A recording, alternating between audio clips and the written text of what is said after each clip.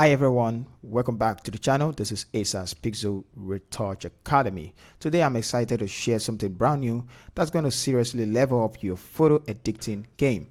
I just released a powerful new photo retouching plugin designed to save you time and help you get professional quality results with just one click. Like I said, one click.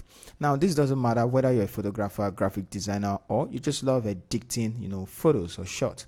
This plugin is built to smooth skin, enhance the details, keep your workflow efficient without heavy lifting, and the best part is it works for all versions of Photoshop.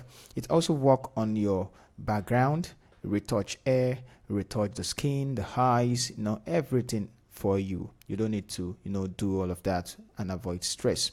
Okay, so the download link is available right in the video description, so be sure to check it out after watching. In this video, I'm going to walk you through exactly how it works, what makes it different and why it should be is the perfect editing toolkit. If you are into creative tools, don't forget to like, share, hit the like button icon so you can never miss a new release or tutorial. So let's dive in and see what this plugin can do. Now, after getting the plugin, you see we have it right on the screen. Now the name is FR-2, as you all know from the description, video description. Now inside the plugin we have the start and zoom, we have the retouch control, the texture control.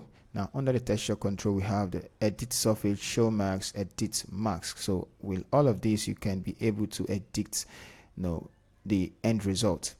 Also, we have the dodge and burn section, which actually affect the highlights and the shadows. I'm sure by now you already know what dodge and burn is as a retoucher.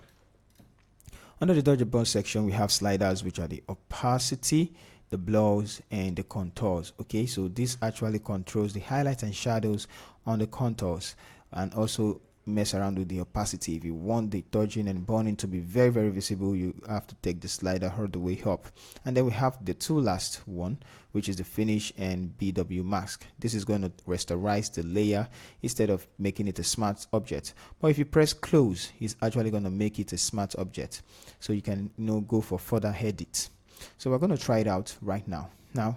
I'm going to start with the retouch control. For this, you can tell the plugin to control the retouch. You want it natural, you want it artificial, but even if you turn it all the way up, it's still going to give you a natural look, almost a natural look anyway. So I'm just going to leave it at 70 or 80, somewhere around there. You can depends on how rough your photo is. So we have the texture control, retouch control. Now for the texture control, you can leave it at 60, but also I'm just going to emphasize it so that you see the end result of everything, how it is. So let's leave it at 90, and let's take this one up a little bit, 85. Now we have the edit surface. I'm not going to talk about all of that now. It's better you leave it. I'm going to make a video for it. For this one, I just want to show you the basic. You can also try it out. Now I'm going to go to the dodge and burn section. If you don't want dodge and burn, you can turn it off, you can turn it on, so it's actually optional. But for me, I want it on because I want more I want more 3D look. So the opacity, I'm going to take it all the way up because I want it more visible. So 64, 60, let's just leave it at 64 anyway. So but the blurs, I'm going to leave it at 50, and contour, let's just take this one up as well, 55. So now once you're done, you can click on any of these two except you start the plugin. So if you are okay with everything, you click on start, and just one click. After you set the slider, just click on start, and between 10 seconds it's actually going to do everything for you. So it's going, and that's, I'm supposed to do a countdown anyway. So boom, and that's what we have right here. Now this is where the last part, the two part, comes in. If I click on finish plus W max, it's going to create a rasterized layer, just one layer, meaning it's going to flatten the image. But if I click on close, it's going to leave it the way it is so that you can go for further manipulation. But let's quickly look at what the plugin did. So let's take a look. Let's turn it off. You can see all of this hair right here are gone, and then smoothing the face and all those things. Now I'm going to turn it back on so you can see the hair and every other thing are gone. Just leave, save you entire time of retouching and all of those stresses of using your brush and going around. Now we can turn off the real layer, and it's going to show you where it's affecting. So this is the place it's affecting. So if I turn it back on, it's not affecting here. You can see. So it's actually very important you get a clear image so that it works fine. Now I'm going to turn it off. If I want to add it to this side, it's actually very simple. It's just to use our brush tool, and you can see that the marks here, let me just press Alt and click, see where it's affecting a little bit black.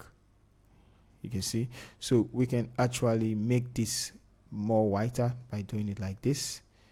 I just hold down Alt, so the more you do it, the more it shows, smoothing the mask. So let's hold on Alt and see it's also here.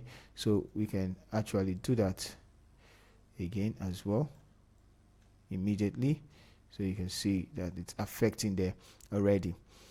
Now for the hair, we have a little of this one. I'm sure we can do that. Let's hold on Alt, and you can see that this place is a little bit black as well. So that's the function of the dodging and burning. So you can just paint on it, and we have all the white. So you can go around and mess around. Now this is the best part. We can go inside and mess around with all of these because we have them in smart object form. So I'm going to talk about that in the later video, where you can go inside and you can also decrease the opacity of the real one and bring back more textures and take it up. But I just like the way it's looking right now. So if you want to go for further edits, you can just hold down Alt Shift Alternate E, Control Shift Alternate E to create a stem visible layer. And let's turn off this one. Then we can just click on our spotting tool and just remove some that are not supposed to be there, like this, so whichever one you feel like. So at times you need to just go ahead and remove all this spot. All right, so after a lot of cleanup, this is what we have. So we have before and after. So just to make the eyes more white, I'm just going to quickly use one of my retouching action, and that should be eyes whitening. So let's look for eyes whitening divide mode. Okay, so I'm just going to click eyes whitening 4 layers also. So we have this one. So this is actually what I love using. It's my retouching action, and the reason why I love it is because it creates 4 layers for us. And if you check, look at the 4 layers. So no matter how the eye is, it must actually get white. And so it's I haven't come across no plugins or actions that talks about eyes whitening anyway. So but I just created this one, and just see when you use them, it actually don't make your eyes, the eyes of the subject white. So but this one works different. So I'm just gonna click on it and make it looks natural anyway.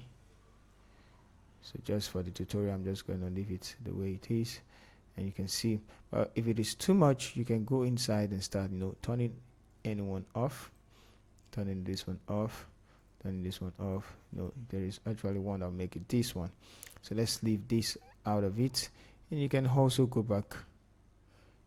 If you want it to be bright, you can click on that and brighten the eyes a little bit. So if that's too much, you know what to do. Let's take it down. There we go. All right, so one thing I'll actually also talk about is, let's go back to our former. You see, we can have our former retouch.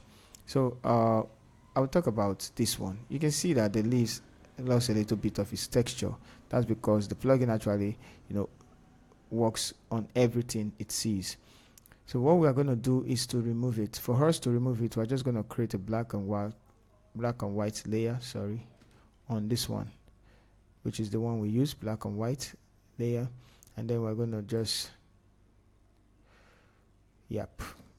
make it hold on X, and we're going to remove it from it to get the textures back. So like I said, if you are going for this, know that it works on everything. Don't forget to hit the like button and share the video. Thank you once again for watching.